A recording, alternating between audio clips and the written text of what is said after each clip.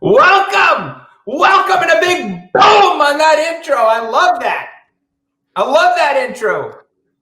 Welcome, fellow vets. Brian Reese here, the VA Claims Insider, coming at you live from Austin, Texas. And I've got the man, the myth, the legend, the friend, a brother from another mother, fellow disabled veteran and veteran coach, Reid. How you doing, brother? What's going on, everybody? Welcome to our Facebook Live here. Good to have you, Brian. Good to be on with you. Always a pleasure, man. Thank you. I appreciate you stepping up too. And fellow vets, if you haven't kind of seen what we've been doing lately, is we've shifted the focus of these lives that we do on Facebook as well as on YouTube, and we're trying to showcase our community because that's what matters more than anything. Okay, this movement ain't about me. Okay, it's never been about me. It's about us. It's about the shared identity that's woven into the fabric of those uniforms that we wore and the oath that we took when we raised our right hand to support and defend freedom. Okay, that's what this is all about. That's what's special. And I love doing these with other vets like Reid, and we've had Stacy on, and Rob and Miranda, and we've had a whole ton of our teammates. And you're going to see more as we continue to grow because we're showcasing that we're just like you. Absolutely. Right? We're fellow disabled veterans going through the same shit that you're probably going through right now. Mental health issues, depression, anxiety, insomnia, weight gain, trouble connecting with people, sleep problems. Goodness, I don't think I've ever met a veteran, Reid, who told me, hey, Brian, I sleep great, man. I go to sleep, no problem. I sleep straight through the night. I wake up feeling fresh and I'm ready to go. Like said no vet ever. Yeah, said no vet ever. Like we should right. And I was sharing Reid, I think it was the last live we did. Look, it's okay. It is okay that you're not okay. Okay? It's okay. Absolutely. To not be okay. We share that all the time. Look, we're not okay. Nope. Right? We're going through this thing called life with you. And we ain't ever going to BS you. We're going to give you real ground truth all the time. Okay? Because what we've figured out is the power to help you celebrate life change. It happens through uncomfortable vulnerability. Absolutely. It happens when you can share all of your heart, which connects to here. Okay? It's that 18 inches right here between the heart and the head, right? You can hear mine. I mean, there's like nothing in there. I don't even know what it's doing right now, but it sounds hollow. Okay. But we're connecting this and this. And when that happens, that's when the magic happens. That's when there's this realization of, I'm not alone. Right. I do matter. I do belong here. I am a fellow disabled veteran. I do deserve benefits. Okay? But it starts with welcoming you into our community. We tell you you're an insider now. You matter. Okay? And Reid, my brother, I want to just before we start asking the fellow insiders on live to jump in and give us a shout out, can you just share a little bit about your background and sort of how you came to be a veteran coach here with us? Absolutely.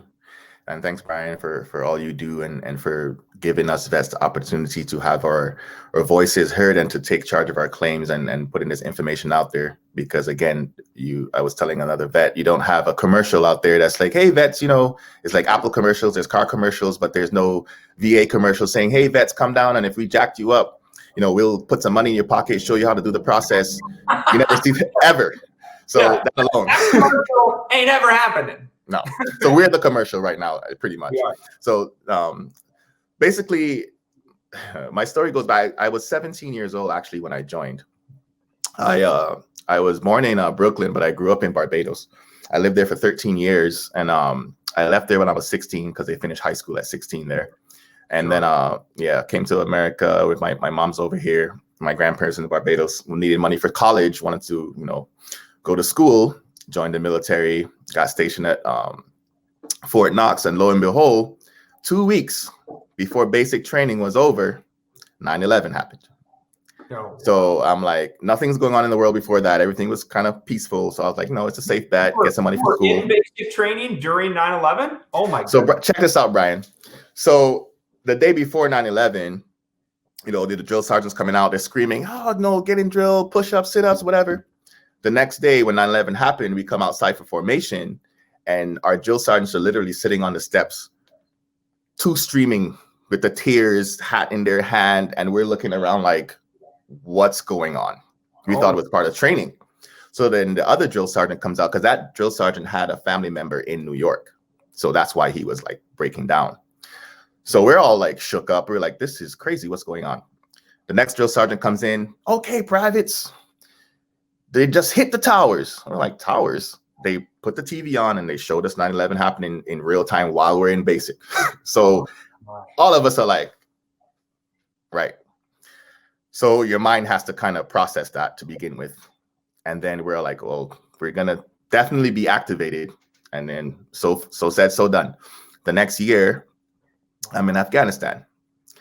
So my, besides that traumatic event, the one thing that stuck in my head that really triggered a lot of the PTSD, we're in a C-130 flying over Afghanistan.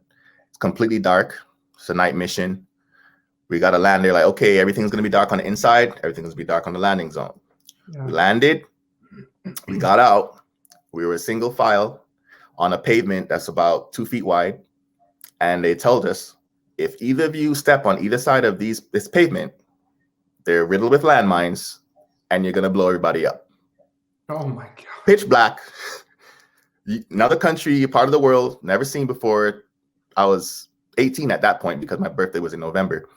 And I'm in the other part of the country and not knowing what to expect. And they're telling us if you don't hold on to the rucksack in front of you and just keep shuffling forward, it was probably only like 500 yards to the tent, I think, but it felt like 10 miles, to be honest with you.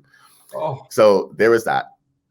So fast forward, came back, you know how it goes with you've been deployed over there and the bombings and, every day you're lying to your family because you're getting sent to the bunkers and you're telling, I have to go to a meeting. Yeah. What's that? Right. Meanwhile, it's like the alarm's going off. Like, what's that? I was like, oh no, I just got to go to a little huddle real quick. Fire drill. Right. Exactly. That's like the 10th bomb this morning. So there's that, Came back, normalizing again. Then Iraq happens. They stop lost me, actually. I was supposed to get out. They gave me a stop loss. Wow. Oh, yeah. So I ended up doing like 9 months outside of my 4-year contract in Iraq. And same deal, came back. Got seen for my back. I got in a Humvee accident over there in the desert, and they rated me at like 10%. So back then, I didn't know what I was doing. Something just told me, go get seen for it while I was in. You never know, because they're going to try to blame it on something when you get out. You're young, so on and so forth. That was pretty much the only thing I did right when it came to my claim. Yeah. So 10% came out, and 13 years goes by, Brian, at 10%. I'm guzzling ibuprofen. I'm, fast forward, I'm a nurse now. My symptoms are starting to catch up to me. I'm supposed to be this caring person. All my patients love me. I've been doing this job for a decade, critical care nurse, ER nurse, and I'm irritable. I'm snapping on my patients, and I have to sit in my car for 10, 15 minutes before and after shift to just get mentally prepared. Nothing like was in my character before any of this happened. And my lady that's with me now, she's like, John, you're changing. You got to go get some help because you're such a kind person. You pride yourself on the service of others from the time you were in the military, then you're a nurse, now you're doing this job. It's just, you got to go get help. So met up with Terrell, awesome human being. And he was like, no, J. Reid, like, just tell me your symptoms. I don't want to hear about what your service connected for yet. Just tell me what's going on in your life. And at that point, I was going through a divorce. Money was all crazy, damn near homeless. My lady that was with me, she emptied her bank account to support me. it was an on and on and on. Separated from my kids, they're in Florida. It's the whole nine. So Terrell was like, you got to go take care of your mental health, first of all, at the very least, because you sound like you're about to break. And I was, but we were taught and built to suck it up, drive on. We're trained to handle, life and death situations. But when you get out of the military, you have to deal with those residuals. That trauma, you have to make room for new trauma, because traumas are happening every day. And if you still have that old trauma back there, it's going to spill over, and then there's a mess everywhere in your life. And I was heading there. Yeah. So go to the psych eval through VACI and Telemedica, and they rated me at 70% for PTSD, which blew me away, because I'm sitting here as a nurse. I should have been able to see that coming. But you're so busy adulting and taking care of everybody, and who saved Superman, that type of that phenomenon. Yeah. And I do it well. Oh yeah. As veterans, pretty much we all do it. Right. And I'm telling you, I checked my e-benefits. So I filed my claim with Terrell. It must have been like April of 2019, fully developed claim. I was at 10% just for my back. Yeah. I filed my migraines, I filed insomnia, my PTSD, everything. 2 months, literally June 19th. I remember the date like it was yesterday, 100% P&T doing this process. I literally broke down, because that feeling of having your life changed and knowing that, okay, you can normalize what's going on to you. And that's what we still need to start doing, normalizing the acceptance and the treatment of our mental health issues as a human race, as veterans, as a whole. We have to start normalizing it. The whole separate and medicate is not working. And it's sad, really, when again you hear these stories on our Zoom calls and stuff like that of these veterans going through these horrible things, and it's just ignorance. They don't know that there's help out there. They don't know there's answers. They don't know this disability or this symptom that they're going through is common to pretty much all of us, and there's help. So I'm talking about myself. I thank Terrell every time I talk to him, and I said, look, man, if I can keep doing this and pay it forward like how you guys changed my life, I would love to do that, and I'll be honored to serve my brothers and sisters, because again, I'm of that spirit. Like from the time I came out of the womb, apparently I wanted to serve people. That's every path, every career I've taken is to serve other people, and it pays itself forward. And I've been blessed in ways that I can't describe. It's not always about monetary. Yeah. I've met people, I've changed lives, I've had people change my life. I've learned, I've evolved, I've grown, I've taken charge of my mental health. I'm understanding my symptoms. And the rest is history, and here I am. Wow. And there's so much more, but there's not even enough time, Brian. But that's the snapshot. We're going to do a round two. I actually want to unpack the full story, and maybe it's a lot. Maybe we can devote an actual session to just that. Like I would love to unpack your full story, because literally, Brian, that's like 10% of what I went through. And that's being honest with you. I believe it, man. And yeah. Look, I want to take a second to affirm you, okay? And I want to do it live, because I think it's important to do that. So fellow vets, teammates, anybody watching, listening, this is one of the most genuine, beautiful souls you will ever meet. Appreciate that. On this call. I truly mean that. And you may not know this, but you help me be better every single day. Okay. And I'm going to brag on you and affirm you, because you may not even know this. So our team, we're mostly virtual, right? I've never met Reid in person. Okay. But I know we're going to do that soon, right? As soon as we get out of this mess. Right. We want to meet more of you, by the way, in person when things clear up a little bit and normalize with COVID. I've seen the VA that the vaccines are going out right now. I think there's 37 locations that receive the vaccine.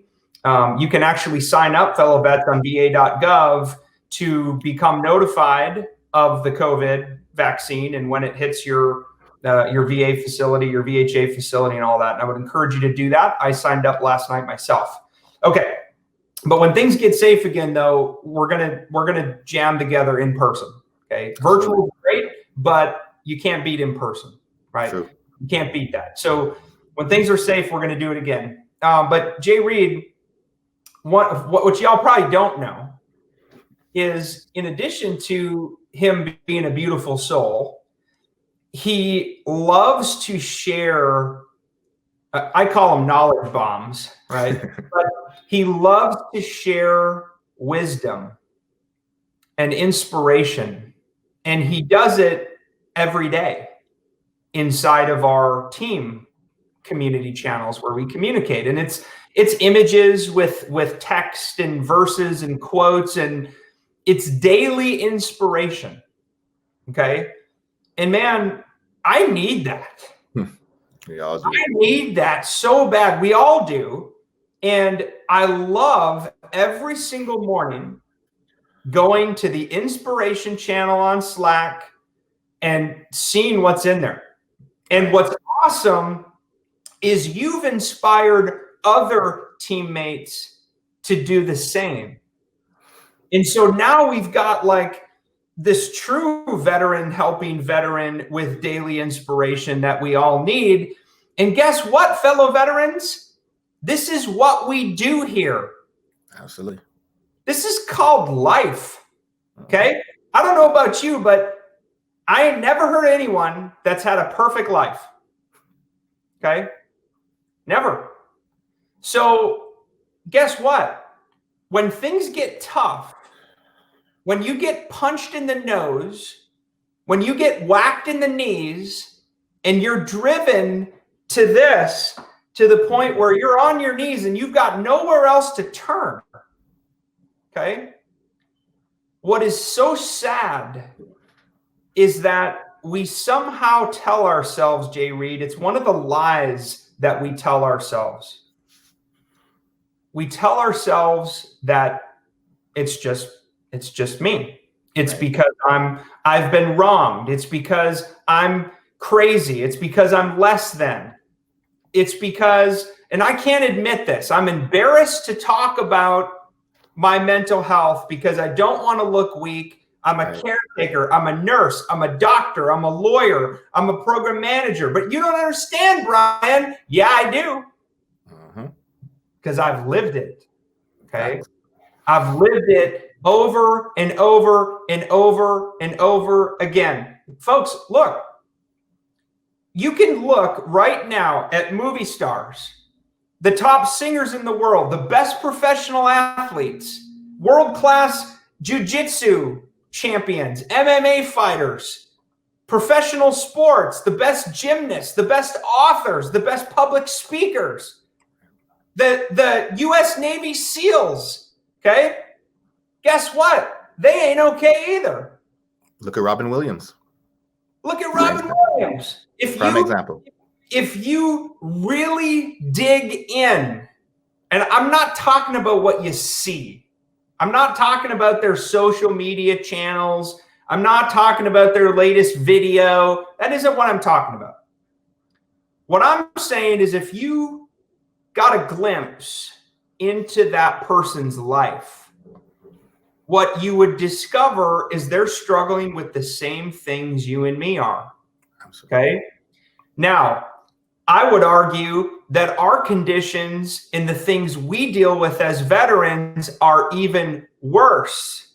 Why? Because we were succumbed to trauma during our young adult lives. For some of us, we've spent half of our life in the military. Right. From the time you were, Jay Reid, let's use you as an example. You were 17 years old. Yep. Right? You weren't even 18 years old yet. My mom signed for me. She was crying. It's not normal to be screamed at. It's not normal to be hit. It's not normal to be jarred awake at 4 a.m. and told to fall out into formation. Those are just things we did because we had to. We were being broken down so we could be built back up. But listen, that's called trauma. Yep. Those things are not normal. So when I say that we've got a mental health crisis in America, I mean that. We've got a mental health crisis in America, and I personally believe, Jay Reid, that every single U.S. military veteran alive on planet Earth today is dealing with mental health issues. 100%. 100%. Now, you might not meet a full clinical diagnostic criteria. I don't know. Okay, I'm not the doctor. But I'm telling y'all, you ain't alone. So when you hear Jay Reid tell his story, when you hear me talk about drinking until I pass out, when you talk about me taking drugs to try to cope, hiding, not wanting to get out of bed in the morning, not wanting to go outside. Do you want to know one of the reasons I got a dog? One of the reasons I got a dog is so somebody forces me to get out of my house. Yeah. Because otherwise I wouldn't leave. Okay, so these things that we deal with are very real. And the only way, brothers and sisters, the only way we get through this is together and right at it. Absolutely. We can't dance around this anymore. We got to go right at it. We need to be uncomfortably vulnerable with each other. And we've got to get it out there, because you know what's going to happen? You're going to suddenly realize you're not alone. You're going to suddenly realize that, you know what? Everybody got a little cray-cray in them. Okay? Everybody's got a little cray-cray in them. That's okay. That's okay. The biggest thing is when we do this together with you in community, we meet you no matter where you are, no matter what battlefield you're in. Okay? Maybe you're navigating the minefield that you heard Jay Reid talk about. Getting off of the C-130 in the pitch black darkness. This is before cell phones and cameras. I'm sure there were no lights. And it was like, hey, be careful on your left and right, because you may step on a landmine and poof. Right. Okay? Whatever you're trying to navigate, please know that you ain't alone. And somebody's been through the exact thing you're dealing with. Yep. Okay? That's why we encourage these conversations as fellow vets. And Jay Reid, man, thank you so much for sharing that story. I didn't know, I knew little bits of it. I didn't know the full journey. And like you said, we just got a lot, Brian. 100%. But man, what an honor it is. And some of my favorite stories, fellow vets, are the ones where you come into our world. We get to do life together. We get to break bread. We serve and support each other. You finally get the benefits you've earned for your honorable service to our country. You have your life changed, just like Jay Reid. And then guess what happens? Because of who you are, because we wore the uniform together, that's eventually when you go, I want to serve. Absolutely. I just had my life changed thanks to this movement, and I want to give back. Yep. And man, like it gave me chills. It gives me chills every time. I keep in touch with my battle buddies I actually have a guy, my friend Alex Ray, he was over there with me on both deployments, and we still keep in touch. We're the same age. We met when we were teenagers, and he's my desert family, I call him. And we do wellness checks on each other every Sunday at 4. Wow. And I'm still trying to encourage him to go he's rated at nothing. And it's like beating a dead horse. So you have to kind of impress upon them. It's like normalize, like you're saying, normalize your symptoms, normalize an acceptance of what they put you through. It's okay to not be okay. So I'm still working on them. Hey, look, we're still working on ourselves, right? We're working on teammates, and we're still working on ourselves. Okay? Absolutely. Brian and Reese don't have everything figured out. Okay. No, not even close, man. We're all. I can guarantee that. We're all on this journey together called life. Okay. We're going to jump in. Fellow vets, I'm going to have Eric the Bearded Vet behind the scenes. Thank you, brother. And thank you to all of our teammates who are on live helping out as well. If you're watching on YouTube, welcome to you. Okay. We want to hear from you as well in the comment section below. Please flash on the screen who you are, right? Give us a shout out, where your name, your branch of service, your years of service, and I'm going to let those flash on the screen. Okay. I appreciate y'all jamming with us. We've talked a lot already, and we could probably go for hours just hanging together. Hey, Jason. Hey, Leo.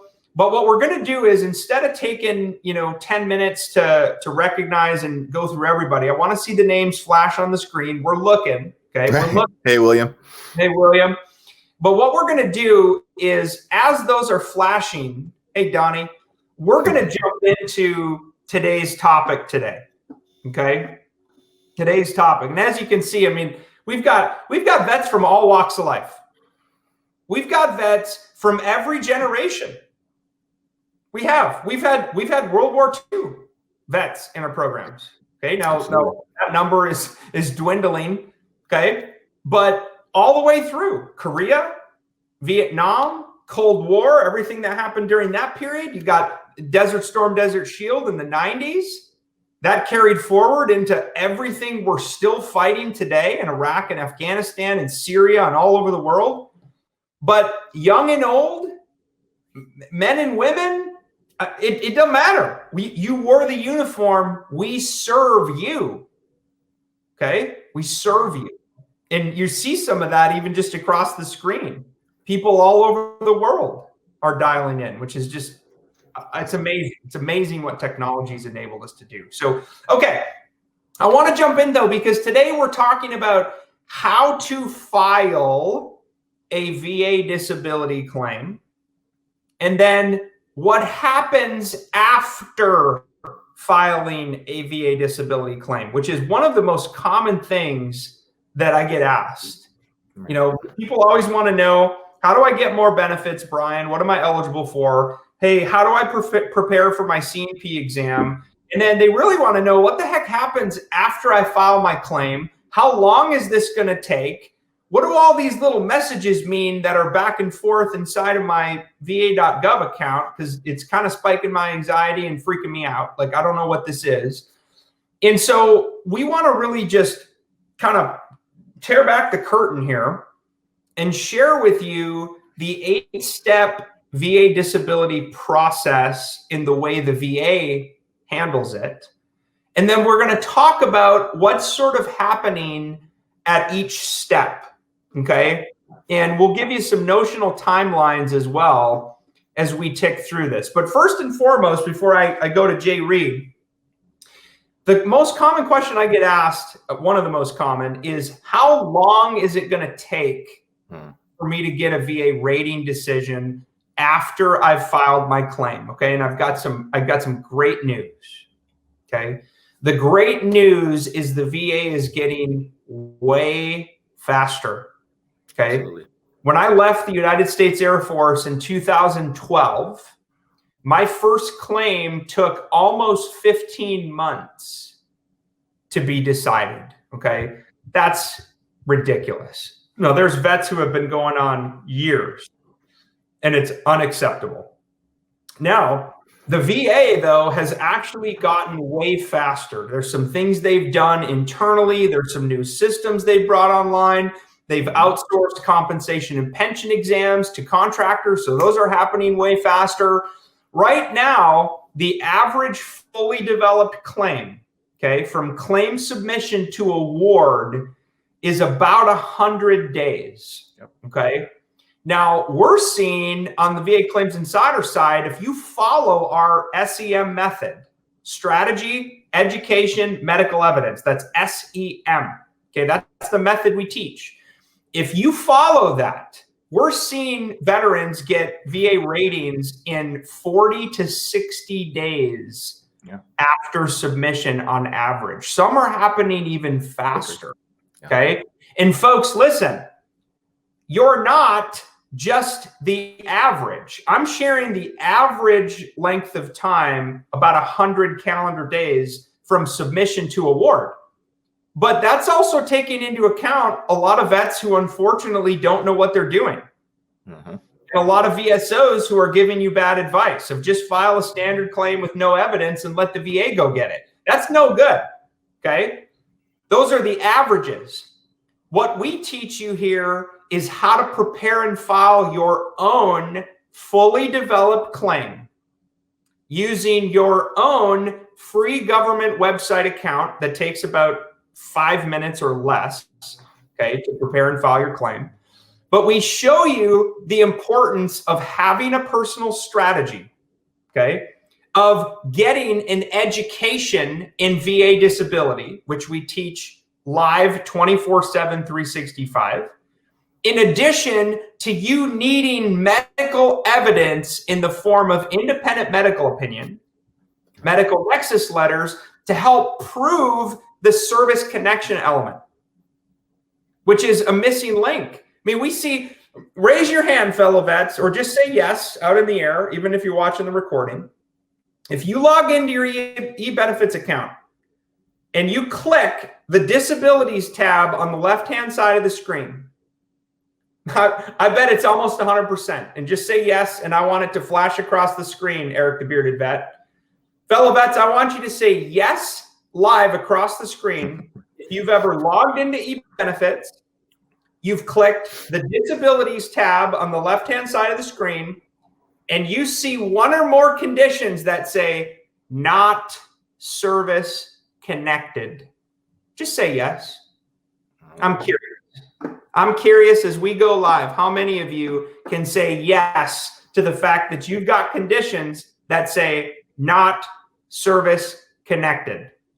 Okay. Say yes. I want to see some yeses on the screen because I know they're out there. Okay. Absolutely. Me. Oh, there they are. Hey, Randy. Thanks. Yeah. I'll use myself as an example. Yes. I'm saying yes times 100. I've got like 12 conditions in my account that say not service connected. Look at the yeses. Yes, yes, yes, yes. Fellow vets, listen up. There is no such thing as a perfect claim. It doesn't exist. There's no such thing as a perfect strategy. It doesn't exist. There are best strategies that are personalized to you because everybody's claim situation is a little bit different. Okay. You are your own person. You're a unique individual that went through some unique experiences in your service. Look at the yeses. Oh, man, I was just about to say. Look at the yeses. Oh, my goodness. I mean, it's every veteran that I've ever spoken to. I mean, I've never, Jay Reid, I've seen tens of thousands of claims. Mm-hmm. I've never seen a veteran that had all of their conditions service connected. Never once. Okay, never once. So again, you're not alone.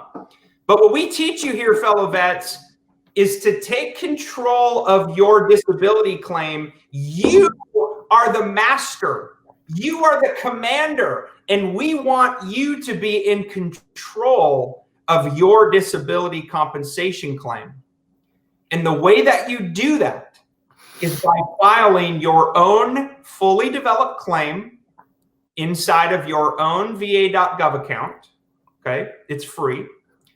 And we teach you the importance of the SEM method: strategy, education, medical evidence. Okay, we're not spraying and praying disability claims.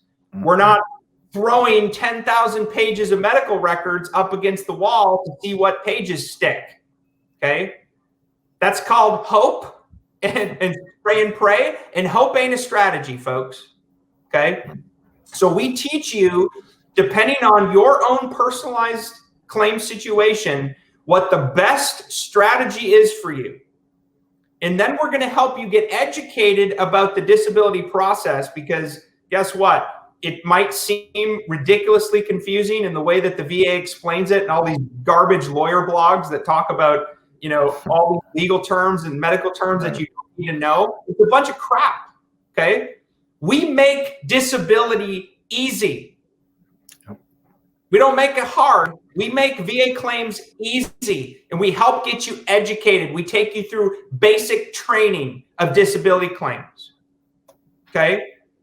And then we arm you with some expert tips, strategies, and lessons learned. Now, if you've got the right claim strategy, if you're educated about the process, and you've got the medical evidence you need to prove service connection, guess what happens? Instead of having your claim take 100 calendar days from soup to nuts, you're going to see it decided in 30 days, 40 days, 60 days, 70 days. Why? Because you gave the VA exactly what they needed, nothing more, nothing less. They can look at the file, they can make a decision, they go, boom, I can rate this one and get it off my desk, on to the next one. Okay? That's what we help you do here. It is so important, fellow vets, that you have a strategy session so that you know why you're going to do what you do. Absolutely. It's crucial. And gentlemen like Jay Reid, we've got brothers and sisters and fellow vets who have been through this process, who are trained and certified in our process, who are going to take you by the hand and drag you sometimes kicking and screaming over the finish line. I've done it. You're a perfect example.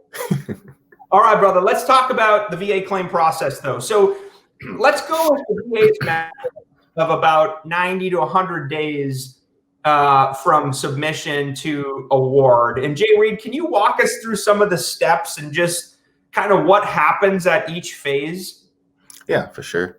So we start off with step one. Is like you want to submit your claim, and then usually you can go on eBenefits and see if your claim has gone through, and then you'll see something on the same claim submitted or received your claim. Yeah.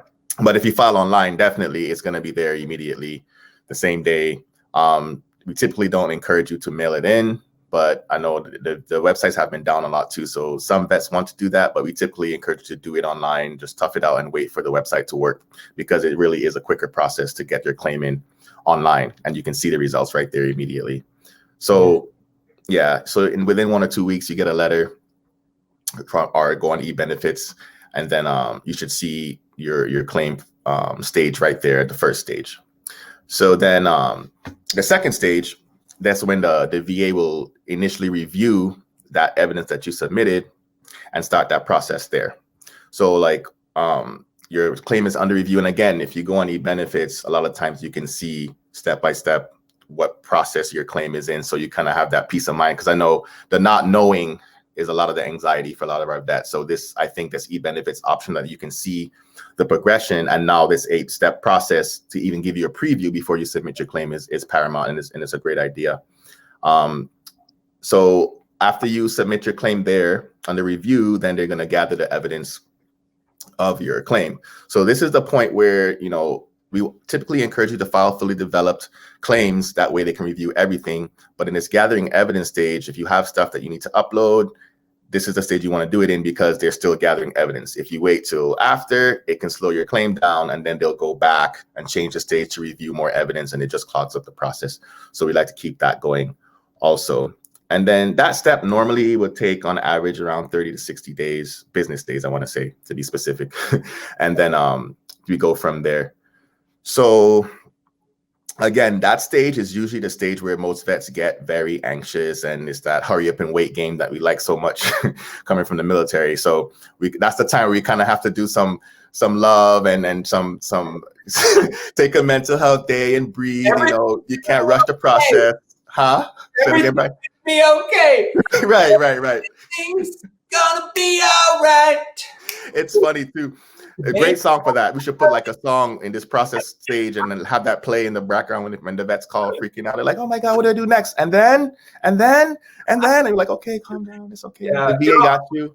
Yeah. We know how it goes. We're all crazy. Yeah. We've all got anxiety too. So I understand. Absolutely.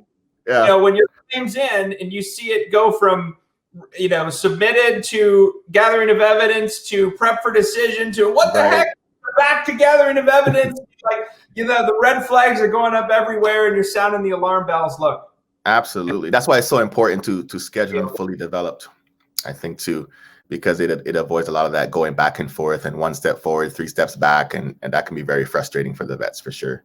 Hey, Reid, I want to take 1 second to talk about the difference in the claims. Okay. Right. For anyone who doesn't know this, that when you're talking about VA disability compensation claims, there are 2 types of claims you can file.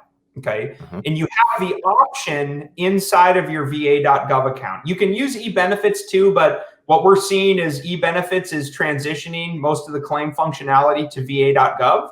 Right. So it'll probably kick you to VA.gov. And VA.gov is actually pretty dang good. I'm impressed with how intuitive it is, click by click, to prepare and file your own claim. But once you're in your VA.gov account, and you start a new disability compensation claim, it'll actually tell you you have two choices. You can select what's called a fully developed claim, an FDC, or you can select what's called a standard claim. Okay, so option 1 is fully developed claim, option 2 is standard claim. Now, one thing I find really interesting, Reid, is a year or two ago, the fully developed claims were moving way faster than the standard claims. Yeah. We're not necessarily seeing that anymore. And I think the reason is because more veterans are filing fully developed claims. Right. I think it's in the numbers, honestly. So when in doubt, file the fully developed claim if you have evidence. Okay, now let's talk about evidence. VA disability claims, fellow veterans, are won and lost based upon medical evidence. And you either have enough or you don't. Okay? So I want you to be thinking about, okay, Brian, well, what does it mean to have enough? Okay. Enough is if you've got a diagnosis of the condition you're filing a claim for somewhere in a medical record, in either service treatment records, VA medical records, a private medical report. It's got to be somewhere. Okay, so that's the first thing. It's got to be diagnosed. Now, here's where I see vets make this mistake. Brian, I have PTSD, right, due to my combat or whatever. Okay, well, honestly, have you sought treatment? Are you getting help? Do you take medications? Are you in counseling or therapy? Do you have a psychiatrist, psychologist? Well, no, I've never told anybody. Okay. You need to get your butt to the doctor. Yep. Okay. Because it's not that I don't believe you, right? You probably do have PTSD. You have to be able to show on paper that you've been medically diagnosed with post-traumatic stress disorder. Because if you file a claim for PTSD and you don't have a diagnosis, the VA is probably not even going to order a C&P exam. They're going to deny the claim and go, we don't even know if the veteran has PTSD. There's no diagnosis. Right? So number 1, you have to have a medical diagnosis somewhere. Yep. Okay. If you think you've got headaches, neck problems, back issues, acid reflux, foot issues, you got to get to the doctor and get this stuff documented. Okay. So that's first and foremost medical diagnosis. Then this is where a lot of veterans fail. And you've heard us talk about this throughout today's call when everybody started saying yes across the bottom of the screen. Right. How many of you have ever logged into your accounts and you see things that say not service connected? Okay. It's not that the VA is telling you don't have the condition. That's not it. You might have the condition and they might even be agreeing with you that you do. What they're telling you is, based upon the evidence submitted, we don't believe that your condition was caused or made worse by your active duty service. That is what's referred to as the nexus. Okay. Now, nexus, all it means is link or connection. That's what nexus means. So by law, for you to get VA disability benefits, your disability conditions must be service connected, meaning it can be tied back to your service or to another service connected disability. Okay. Now, if you've ever been denied in the past, or maybe you're worried about proving your nexus now, right? Because I don't know about you, Reid, but I didn't go to the doctor for every little frickin' ache and pain I had when I wore the uniform. Nobody does. You don't want to discouraged. down. Right. Okay?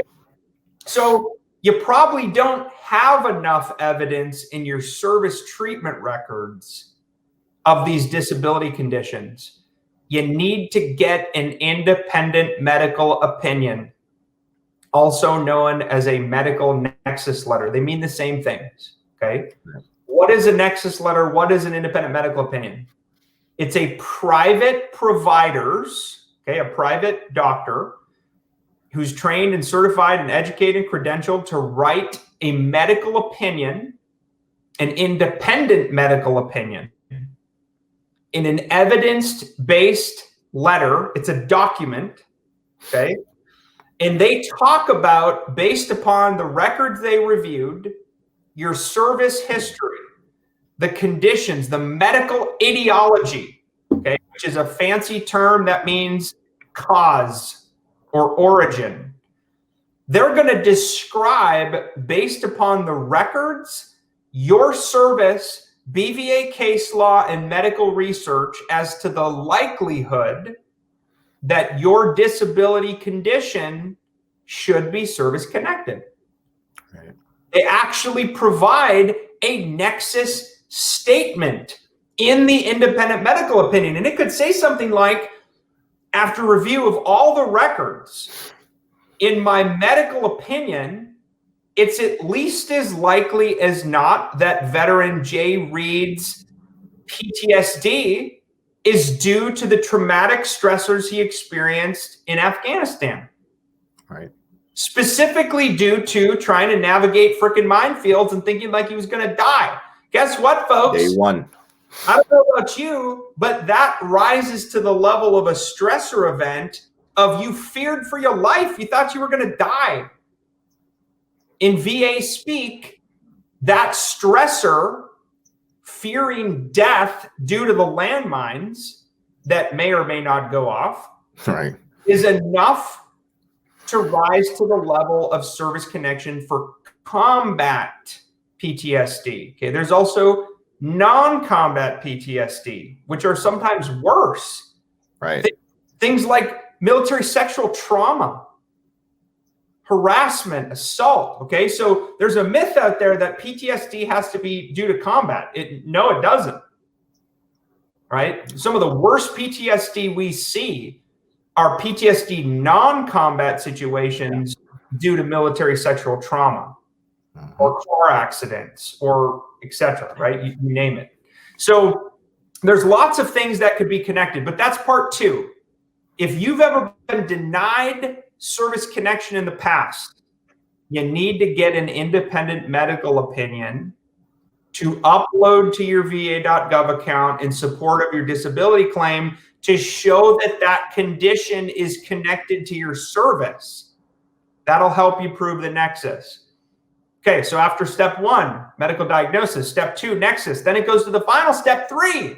And the VA rater is now going to look at all the evidence you submitted in your fully developed claim, your medical records, if you wrote any personal statements, if you got any buddy letters, if you have an independent medical opinion, whatever, charts, graphs, x-rays, any objective evidence if there is any. Okay? Articles. And then guess what they do? They pull up on their screen CFR Title 38, Part 4, the Schedule for Rating Disabilities. And they're looking at the approximate symptoms and level of impairment that you have. And then they're going to apply the level of impairment and the symptomatology based upon the results of your C&P exam, the evidence you submitted, and they're going to assign it a rating that most closely resembles your disability. Okay? So if you have a condition now and it is service connected, but you're underrated, right? Say you're at 0%, 10%, hey, I'm only at 30% for major depressive disorder and I think I should be at 70. You're underrated because the rater and the C&P examiner didn't think your symptoms warranted the higher rating criteria by law. Well, guess what? All you have to do now is prove that your symptoms are worse. If they are, right? I mean, obviously, you can't file a false claim. That's against the law, okay? We teach you to file legal, moral, ethical, medically sound disability claims so that you control the process. You tell the VA rater directly, this is the evidence I want you to look at, and this evidence alone.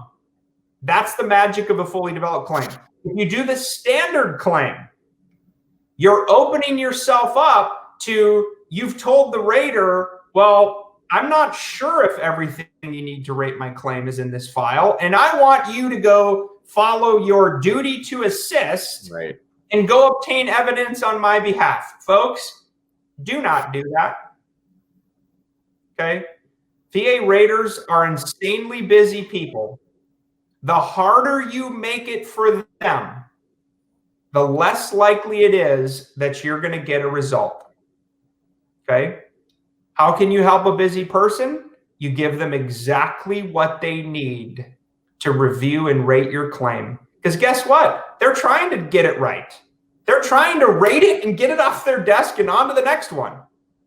But you got to help them. Right.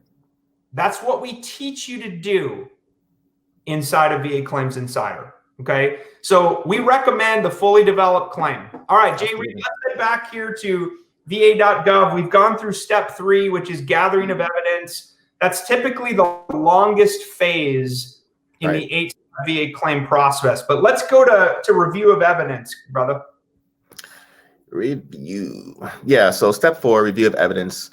So now you submitted everything like Brian said. You got your buddy letters in, you got your statements, your records, all of that. So this step, they actually typically reach out to you sometimes and ask if there's anything else you want to submit, and if there's not, they'll keep moving forward and go from there. And this step typically takes like around a week or two, 7 to 14 business days. Don't worry. Again, I have vets freaking out when they get correspondence from the VA saying, okay, this is the stage we're at. We're doing this. And they're like, what does this mean? It just means that the process is moving along, and they're letting you know that they're moving along the process. So like, again, like, don't worry, don't freak out. They have it all in hand. And then we go from there. Yeah. One thing I want to add on review of evidence. So what you may see, fellow vets, if you're monitoring your claim inside of VA.gov, it's very normal to see your claim move back and forth. Okay, don't freak out. Those are VA internal mechanisms that are moving your claim forward or backwards based upon something they might need. Now, let me help clarify this. You may see things inside your account that say things like, request 1 for blah, blah, blah, blah, blah, in some term that you've never heard of and you don't know what it means. That's not for you. Okay. I wish the VA would just take that crap out of there so we didn't see it. That's an internal message. Okay. That's for internal VA employees who are communicating.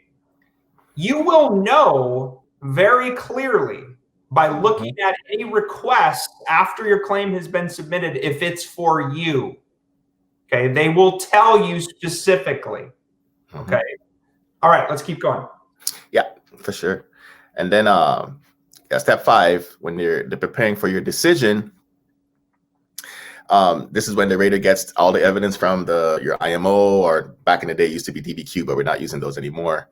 And they look at everything, and this is why we stress you want to make sure that you impress upon your C&P examiner the full and total extent of your symptoms and the deficit it's having in your life at that point, because they literally go by what that examiner says. And if you didn't do your mission and impress upon them how this disability is affecting your life, at the very least, you might get service connected at a 0 just because you have it, but you didn't do your mission and tell them how having it has affected your life. So then you get that small rating. Your rating comes in when you do your mission and impress upon them how bad your symptoms are. Then you get that rating that you morally, ethically, and legally deserve. And you go from there. So they'll prepare your decision. Again, these steps usually take, a couple of weeks at the very least. So again, we ask you to be patient. It's hard to tell the vets not to stalk the e-benefits page, but we all do it when we're waiting. I did it. I did it last year in 2019. So I know that feeling, but at the same time, it can give you anxiety. So just like you said, if you see something, don't do a knee-jerk reaction and start getting anxiety and then hitting me up. Jay Reid, call me ASAP. I just got this request. I've gotten those too. And it's okay. I'm here to answer questions, stuff like that. But we want to take care of our mental health during this process too and not be adding to the stress. So there's that. And then again, you'll see on e-benefits, they'll keep moving along your decisions. And what you want to see too is them the preparation for a decision, and you go into the pending decision approval phase. And that's where you're going to get your final award, where the head honcho, the grand wizard is going to be like, all right, I see your IMO, I see your evidence, I see your medical records, I see your connection, your nexus. Yep. It's in my face now. So legally, morally, and ethically, I have to rate you or give you the rating you deserve based on how fully developed your claim was, how you did the process, and how you filed everything the way you were supposed to. And again, if you do everything you're supposed to do, like Brian said, you make their job easier, your claim comes back around quickly. And then again, average for 2 weeks or so, you'll see them moving along your process. And again, stalking the page is one thing, but they will send you correspondence through the mail, and they will also update the websites, and they're getting very good at that too. So you just have to look out for that decision packet after that, and let your coaches know the good news, hopefully. And then even if it's bad news, everything's about balance. There's evil and good, and there's light and dark. And that C&P examiner is still a human being doing a job. And sometimes the decisions don't always come back favorable, but don't panic. There's always a contingency that we have in place to combat the VA or come back with another rebuttal to what they say. So those decision letters are very important, and make sure you keep those too when you get your decision letters, because a lot of vets will just throw it away because they're mad. And then we're like, we need that, because it exactly tells you what, when, why, where the VA decided not to meet you halfway, and then you go from there. Yeah, and they make a lot of mistakes. Yeah, clerical a lot too. I've seen rating decision letters that were copied and pasted from another veteran's claim file. Yep. So it was a clear error, right? I've seen absolutely ridiculous denials for things that didn't even follow statute, which is the law. Right. Okay. Again, VA raters are human beings, just like you and me. And absolutely. Sometimes they don't know what they don't know. They're not perfect. So you maybe get denied and it feels like a gut punch. You feel like, he's calling me a liar again, you mother, right? It hurts. Absolutely. The truth is, though, when you pause, when you gather your thoughts, right? Vent to your coach. Right. Breathe, just breathe. When you actually read the decision letter that's going to be mailed to your place of residence, it comes physically in the mail. The VA tells you, as Jay Reid mentioned, the who, what, when, where, why, how. They detail out exactly what they found, the evidence they reviewed. There's another error. Right. We see a lot of times they didn't review your evidence. Well, if they didn't review your evidence and they denied your claim, that's a foul. Facts. What do? You file a higher level review. You get it to another adjudicator. You say, this is crap. You didn't even look at all my evidence. I had a diagnosis, clear nexus for service connection, and symptoms. Boom, done. Right. It's going to get overturned in the higher level review. Okay. So there's always another path. It's never over. Even if you've been denied 30 years ago, it ain't over, folks, unless you quit. Right. And we ain't going to let you do that. Okay, we're not going to let you do that. I would bet almost every single person on our team has had a disability claim denied before. Okay, and it sucks. It hurts. It hurts badly. Okay, that's one thing the VA doesn't understand. They don't understand when you send this cold, letter in the mail in this inhumane, dehumanized process where you never get to speak to somebody and they just deny you, claim closed, you feel pretty shitty. Absolutely. It sucks and it hurts. Okay. There's another way. There's another path. Okay. So don't quit. All right, Jay Reid. Anything else that we want to share on tips of the disability claim process? I'm trying to think if there's anything else that I want to pull out. Is there anything else you want to share before we take some questions? Yeah, it's just echoing off of what you said too. You really want to pay attention to these decision letters because, again, you get this knee-jerk reaction like, what did I mess up? Like, I did something wrong. And a lot of the times it absolutely is nothing you did. You did everything perfectly right as veterans, but there's human error. Like, for instance, I had a vet get a decision letter saying that his ankle was denied because he got his teeth pulled. I promise. Like, medically, that doesn't even connect. So literally said that on his decision. I was like, okay, we're going to do a high-level review, of course. But just goes to show, like, the blatancy sometimes and the absolute, like, nonsense, really, that some of us veterans go through. I had another veteran had her C&P exam letter on the outside, and the timestamp said the 20th of the month, and the actual exam in the envelope was on the 15th, and they denied her because she didn't show up, obviously. That's happening. And it's on and on and on. So no, not to be the devil's advocate, but it's just to make the vets aware, like, don't flip out right as you get these decisions, or if it's a denial, like, get with your coach, read through it together. And then a lot of the times it's something, it's an easy fix as going online. Now you can do it online, the HLRs, and file your HLR that way. So yeah. Good stuff. Great advice. And look, I realize it's not going to help in the moment when you get that denial. Right. It hurts. It always does. It hurts. It hurts us. We feel it for you as well. It hurts me personally when I know a vet's been denied. And I know that sometimes what you want to do is lash out, right? You want to take it out on your coach or your family, your kids, your coworkers. You know, you're going to turn to alcohol, drugs. Like, you're going to do something to try to handle this, to try to cope with the fact that you were just called a liar. I mean, that's what it feels like. Absolutely. Okay? Fellow vets, please, if and when you can do it, I'm going to say a prayer for you when we're done. Take a minute to breathe. Okay. Mm-hmm. You can be pissed off. I'm not telling you not to be pissed off. Be pissed off. And then take a breath and read through that letter in detail and try to understand, based upon the VA's rating decision, why did they do what they did? Right. And I guarantee you, when you start looking in the fine print, evidence reviewed, hey, they didn't even consider my independent medical opinion.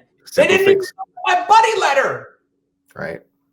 They said I didn't have any evidence in my service treatment records. Well, clearly you didn't look at page 47 because I have a diagnosis of sleep apnea on page 47. Right.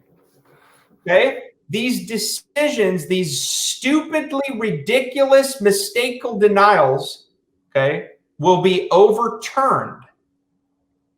But you've got to get back up and get ready to get back in the ring and tighten up your gloves, okay, because it's a heavyweight bout and you're back for another round. You got punched in the nose, you're bleeding a little bit, but you wipe it off. You strap in, your coach is behind you, helping you, getting you ready, getting you some water, getting you back off the chair, and you're ready to go throw some punches, okay? Right. That's what we help you do, okay? All right, let's take some questions. I know we've already gone over an hour here, but let's see if we can take a few questions about anything y'all want to ask today.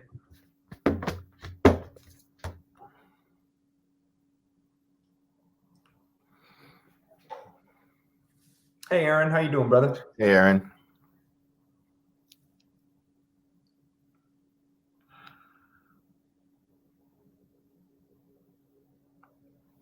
Oh, sure. So I'll talk to this. So, okay. Aaron, I'm going to read the question here. He says, I went trying to increase a 0% rating for the broken hand and got told by the doctor we'll do another x-ray, but if don't find evidence of the broken bone, we will likely take away your 0% rating. That's false. Okay, so if you're already service connected and rated at 0%, they've already said you've got an issue with your hand. Okay. Right. And they've service connected you at 0%. Now there's a little known principle. Okay. I call it the pain principle. If any musculoskeletal physical condition causes you pain, by law, the VA has to grant you the lowest compensable rating for that condition. Okay. So what that means in your case, Aaron, is you should get 10%. At the very least. At the very least. If you have pain, okay? Doesn't matter if you have a broken bone or not. Pain. They're not going to take away the 0%. Okay? The broken bone doesn't matter nearly as much as what has the previous broken bone now caused, affected, or limited in your life. Pain, limitation of range of motion. Here, I'm gonna use myself here because we're talking about the hand. For anybody who doesn't know that. Look at my finger. Man. Okay. You can see it looks like a snake that ate a frog that's trying to digest it. Okay. So it does. So you can see the scarring, right? I mean, you can see there's like a 3-inch scar here and here. And I shattered this entire joint was blown up by a hockey injury when I was a cadet. And I've had 3 surgeries on that finger to try to get range of motion back, and I can still only bend it to about, right? I'll get it on camera here, right? Right. Here. Wow. Okay. But it's still painful most days. Okay. I have 10% for this right finger. Okay. Now they didn't compensate me for the broken bone. I'm compensated for the pain, the limitation of range of motion, and the scarring. Okay. Scarring, by the way, can be I was about to say scarring, connected rating. Okay. Just depends on the severity. So you're going to be okay, Aaron, is the bottom line. But fellow vets, the message we want to get across on that question, and Jay Reid mentioned it a little bit earlier, when you're at your compensation and pension exam, you got to tell all. And if you can't do something, don't do it. Okay. If the doctor tells you, here, let me give you an example. Let's say you're at a C&P exam for your lower back. Okay. You filed a claim for lumbar strain with pain and limitation of range of motion. Okay. Well, you go to your C&P exam and the doctor says, all right, Brian, bend over and touch your toes. Okay. Well, if you can bend over and touch your toes with no pain and no limitation of range of motion, guess what's going to happen? Okay. The doctor's going to write in their notes, veteran had no pain and full favorable range of motion with no limitations. If you're lucky enough to get it service connected, it's going to be rated at 0. Okay. But I want to take a step back. If you truly don't have pain and limitation of range of motion and you were just trying to get it service connected in case it gets worse later, got it. You probably deserve the 0%. Right.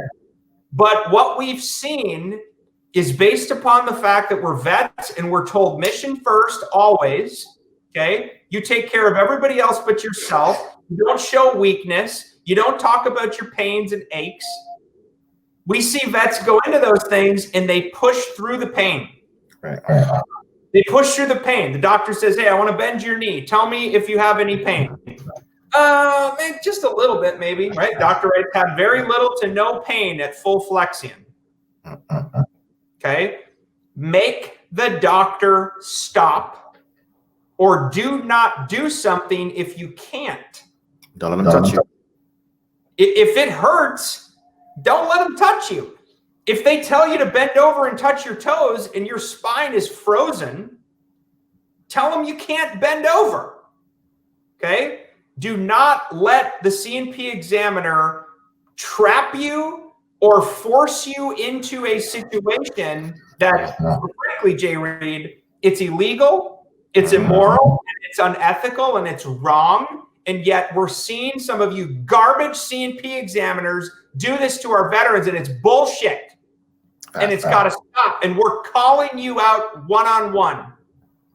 We are telling our veterans to file formal complaints, to route this up the chain, to contract the company that they're working with, because you shouldn't be doing C&P exams. It's garbage. Okay? Whew. It's true though, Brian. It is the truth. I tell my vets too. It's like, don't wait till you get to pain. If you're supposed to move your joints, you're not supposed to have discomfort at the very least. So if you're having discomfort, that's your range of motion, not pain. Pain, you're already pushing past where your body's limited, and you're only going to deteriorate more because those conditions get worse with time. So once you get discomfort, stop there. Don't go to pain.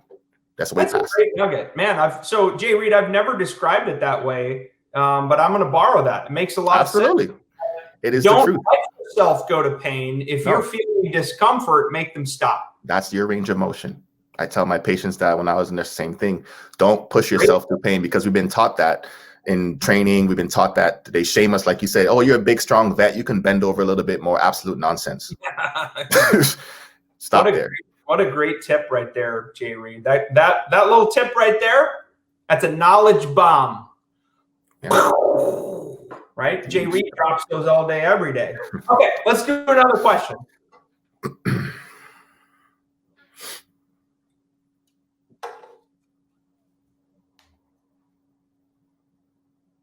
I can take this one because I was a federal employee. So Blake, thank you for the question.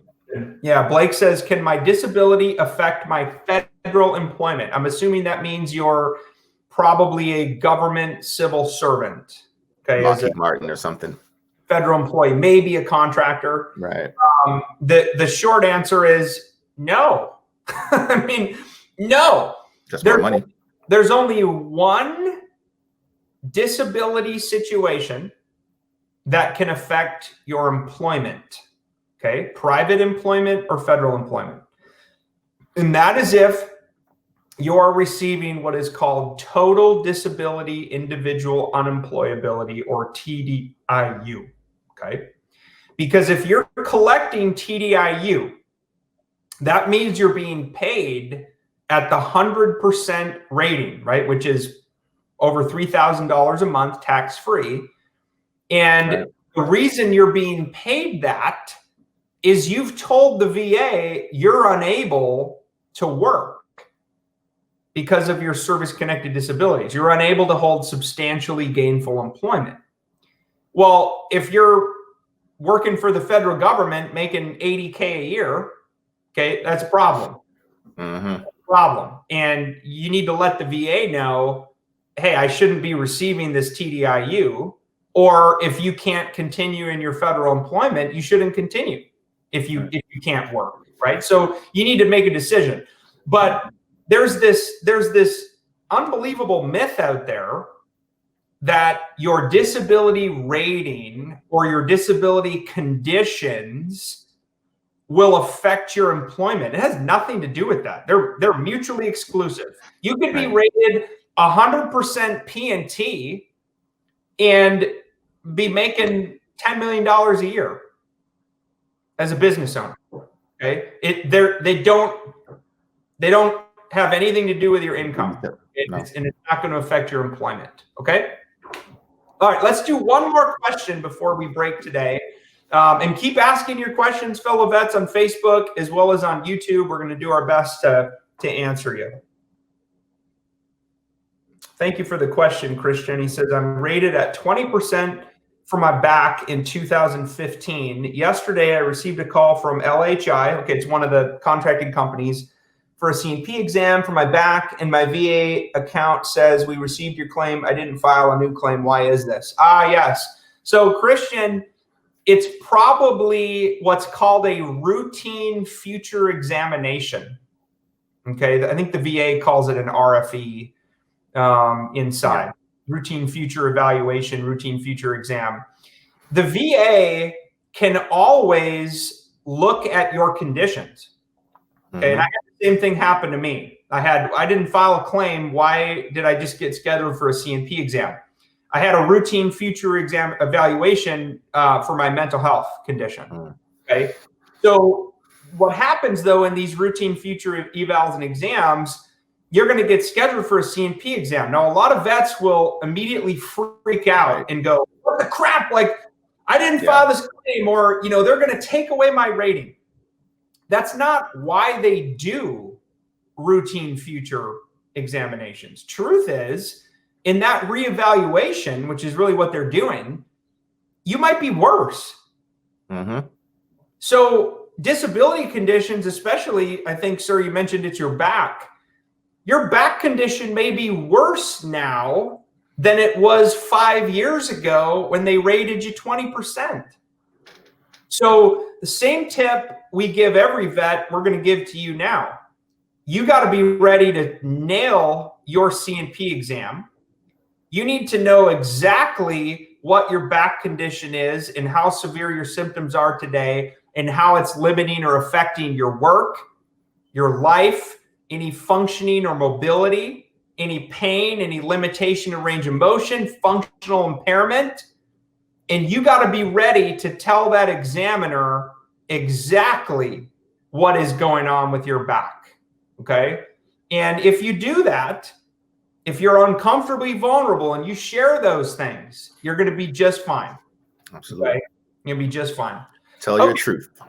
Yeah. So look, fellow vets, this was awesome again. Jay Reid, dude, seriously, man, thank you. I know I've told you that before, but you really do lift me up. And I love seeing the motivational things inside of the inspiration channel there in Slack for our teammates. I love who you are as a human being. I mean, man, this is like you mentioned coming out of the womb. Like, this is what you were born to do. I believe that. Not just me. We're here. Yeah. We were born to serve fellow vets. And I'm so proud to be able to do this with you. And I appreciate you, Brian. Likewise. Yeah, thank you, man. Appreciate you. And thank you, fellow vets. There's a lot of things you could have done today, right? Yeah. You decided to come and hang out with us, and we appreciate that. We exist for you and because of you. All right. That's why we do this. Feel free to check us out, VAclaimsinsider.com. There's a ton of free resources. If you go to VAclaimsinsider.com and look at the top of the page in the menu bar, there's a section there called free resources, and there's tons of free stuff, right? So even if you're not quite ready to take the leap of faith, we've got our YouTube channel, we've got our Facebook page, we're writing blog posts every week. Follow along, get engaged, okay? And then our goal here is to make this connection. Right. And when we connect this with this, okay, you hear it again. There's nothing up there. When you make these connections, okay, maybe that's when you go, I'm sick and tired of being sick and tired. Right.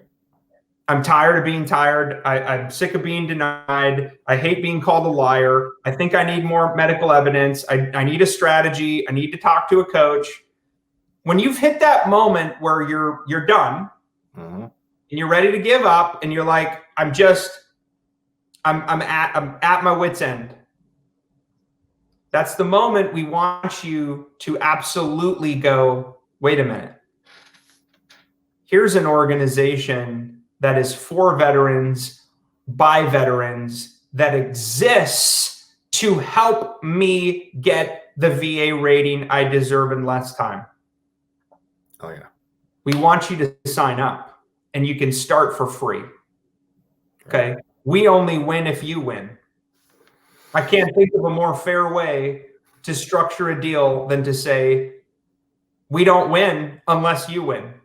It's our win. It's our win. Amen. Amen. All right, fellow vets. Again, thank you so much, Jay Reid. I appreciate it. Thank you, Eric the Bearded Vet, helping out behind the scenes, all of our insider teammates and fellow vets. We love you. Okay? Absolutely. Be safe, brothers and sisters.